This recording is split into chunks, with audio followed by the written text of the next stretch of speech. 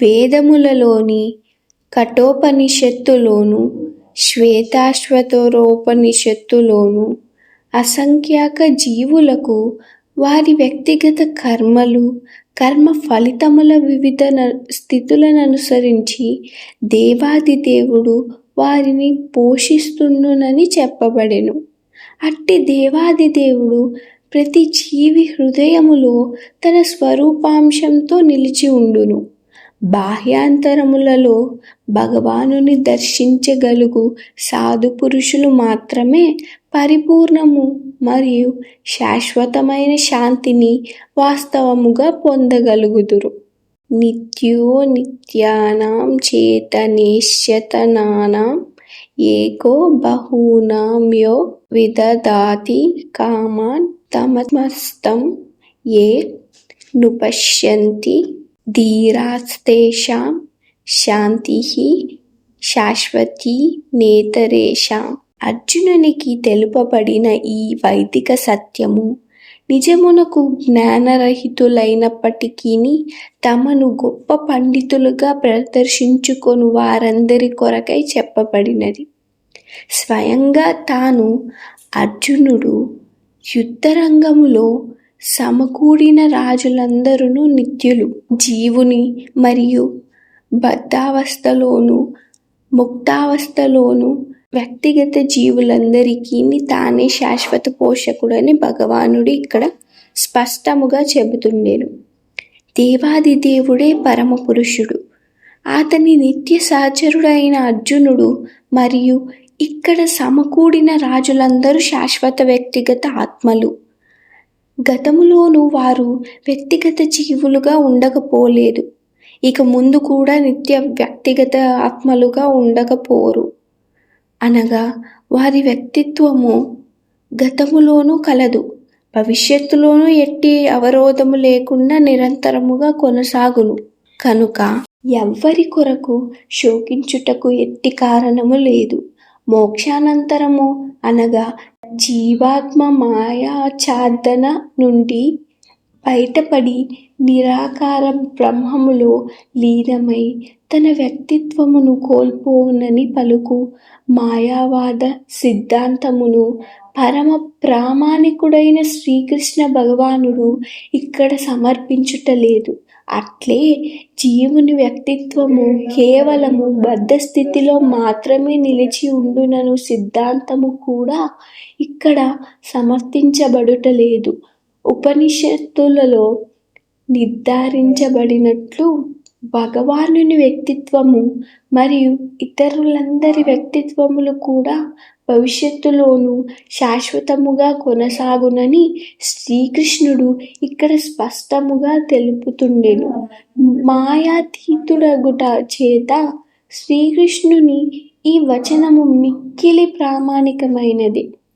వ్యక్తిత్వం అనేది వాస్తవము కాకపోయినచో శ్రీకృష్ణుడు భవిష్యత్తులోనైనా అని చెబుతూ దీని నొక్కి వ్యాఖ్యానించేవాడు కాడు. ఇక్కడ శ్రీకృష్ణుడు తెలిపిన జీవుని వ్యక్తిత్వము భౌతికమే కానీ ఆధ్యాత్మికము కాదని మాయావాదులు వాదింపవచ్చు. ఒకవేళ జీవుని వ్యక్తిత్వము భౌతికమైనదనే ఆ వాదములు అంగీకరించినను శ్రీకృష్ణ భగవానుని వ్యక్తిత్వములోని భేదమును ఎట్లు గుర్తించగలము? శ్రీకృష్ణుడు తాను గతములోనూ ఉంటినని మరియు భవిష్యత్తులోనూ ఉందునని స్పష్టముగా నిర్ధారించెను.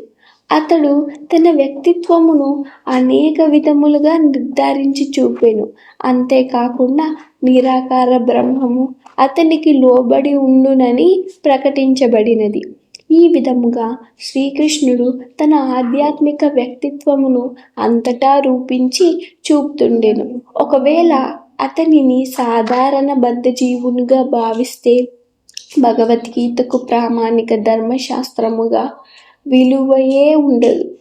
మానవ సహజమైన 4 రకాల దోషములతో కూడి ఉండేది సామాన్య మానవుడు శ్రవణదాయకమైన బోధనలనెన్నడూ బోధించలేడు.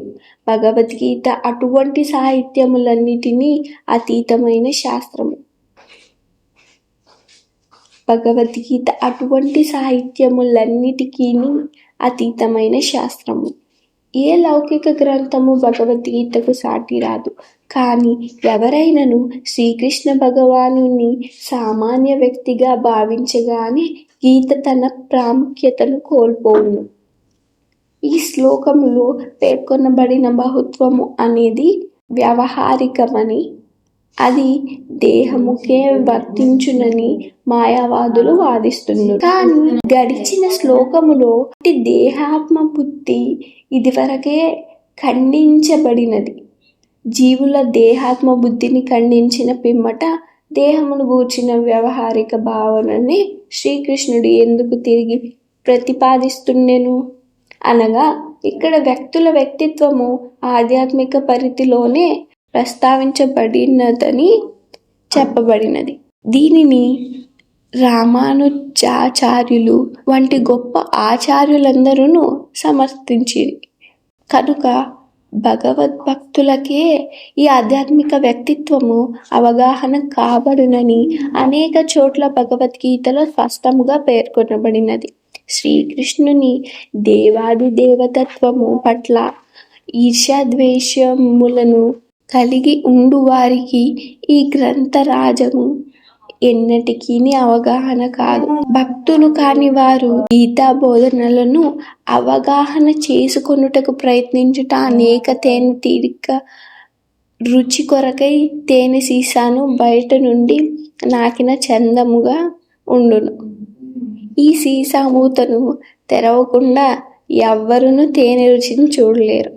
అట్లే గీతలోని 4వ అధ్యాయములో తెలుపబడినట్లు కేవలము శ్రీకృష్ణుని భక్తులే భగవద్గీత మహిమను చక్కగా అవగాహన చేసుకోగలరు. ఇతరులు ఎవరూ దాన్ని ఆస్వాదించలేరు.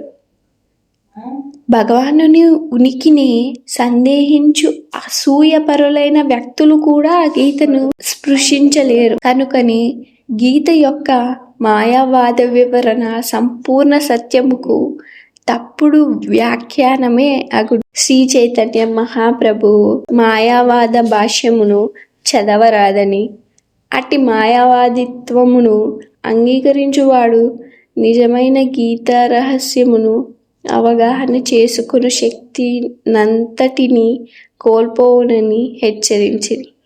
వ్యక్తిత్వం అనేది అశాశ్వతమైన భౌతిక జగత్తుకు సంబంధించినదైనచో భగవంతునకు గీతను బోధించనవసరమే లేదు. అనగా జీవుని మరియు భగవానుని వ్యక్తిత్వము నిత్య సత్యము. పైన పేర్కొనబడినట్లు ఈ విషయము వేదముల చేత కూడా సమర్థించబడినది.